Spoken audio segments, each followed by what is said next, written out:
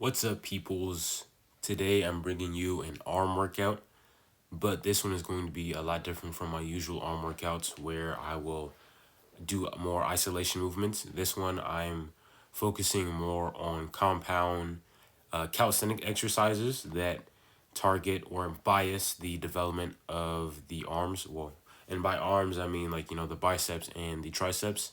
And a lot of people might not know that there are a lot of variations for various different types of movements to better target your arms. And the first one that people might think of is the diamond push-up, which I'm doing right here. If you're have any type of knowledge of calisthenics, you might know that the diamond push-up is probably like one of the go-to exercises for your triceps.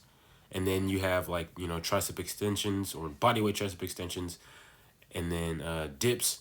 But those are more compound movements. Those well, not for the tricep extensions, those are more isolations. And then dips is more of a chest movement for most people. But I do have something else coming up later. But the first thing here, which is kind of for your biceps or for your arms, which are kind of like neutral grip, I'd say half rep or three-fourth reps, like chin ups. And so this will hit your, of course, your forearms and your biceps. And this is something that a lot of arm wrestlers do. So if you kind of look at arm wrestling training, they do like a lot of neutral grip and a lot of like chin ups, but they do like half reps or three-fourth reps, which is very specific to their type of training. But if you look at the arms, like the development of the forearms and the biceps of of these types of athletes, of arm wrestlers, they have like humongous freaking forearms and biceps because they do like a lot of half rep or short range movements which are specific for their sport. Here I did them with the rings. If you saw how I had my hands up in the rings, that's a very good way to kind of hit neutral grip. But the problem, at least for me, in that grip with the rings, or with the ring specifically, I didn't really feel much in my forearm. I felt more in my biceps. So later on in the video, you'll see that I kind of had to change up the grip with using different types of handles. But here with the diamond push-ups, I'm making sure I'm going down. I'm going down to a point to where my chest touches the my hands. And if like you don't have enough chest, maybe, then go until your chin touches the ground, and then of course press back up. That's a very good way to stimulate those triceps there. But here you're gonna see that I have those handles up. I actually don't know what those handles are called, and I have fat grips on them. So the fat grips allow for me to kind of get more forearm into it. I'm kind of twisting in my wrist. I didn't think of twisting in my wrist at first, but it just kind of felt natural to kind of cuff my wrist as I went up because that's what a lot of arm wrestlers do. But yeah, as you can see there, it was pretty effective. I really did feel my forearms. There I am flexing, but I really did feel my forearms there and my biceps. I got a pretty good pump, I would say, my brachialis. Now, personally, I do believe that isolating your arms, whichever movement it may be, whether it be like pelican curls, ring curls, maybe just standard barbell curls, whatever, or just tricep extensions. I think those are going to be a lot more beneficial, especially if you are looking for arm growth. If you are specifically trying to, gain size within your arms, then I would say definitely go ahead and put some isolation movements within your training program. But I'm not trying to put down any of these compound movements here. There are, of course, like a lot of calisthenics athletes out there that do like a lot of close grip movements, a lot of diamond push-ups, things like that. But for the most part, if you're, especially if you're a taller guy who has longer arms, you're going to want to do some isolation movements. And of course, especially if you care about having big arms, right? And I'm pretty sure, most guys care about having big arms, unless, like, let's say they train for a sport specifically that, doesn't really require them to have big arms. And so therefore they don't care. But if you're just like the average person training calisthenics or training weights, and you want to have an impressive physique, a part of having a impressive physique is to have big arms, or relatively bigger arms. But you can go ahead and try these exercises because they are fun, and they just something new to put in there just to switch things up every now and then, if you kind of want to get away from just like the isolation movements, because that's kind of what I wanted to do here. So the next exercise I have coming up are going to be straight bar dips, kind of like close grip straight bar dips. And these really do hit your triceps well, but they do require a good amount of stability.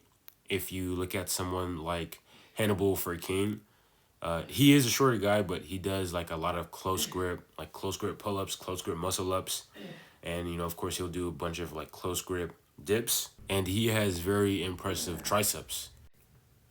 So close grip can get you right, my boy. You feel me? But the next exercise here is going to be very similar to what I did before with the neutral grip. It's basically just the same thing, but with chin ups this time. And I'm kind of making sure I'm arm pulling.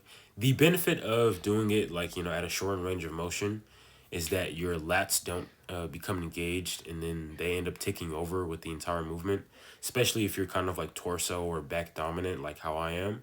So I'm allowing myself to get down and to pause at that lengthened position, and then to just almost try and completely use my arms to come back up. So there is a lot of carryover, I would say, to calisthenics and arm wrestling. There is this calisthenics athlete called Ian Barsicle, if I'm pronouncing that right. And he is a pretty strong, all right, pretty decent. I don't know what the standards are for arm wrestling, but he's pretty good in arm wrestling. If you like look at some of his shorts and videos where he's able to like beat some arm wrestling champions, or be able to kind of have them in a stalemate.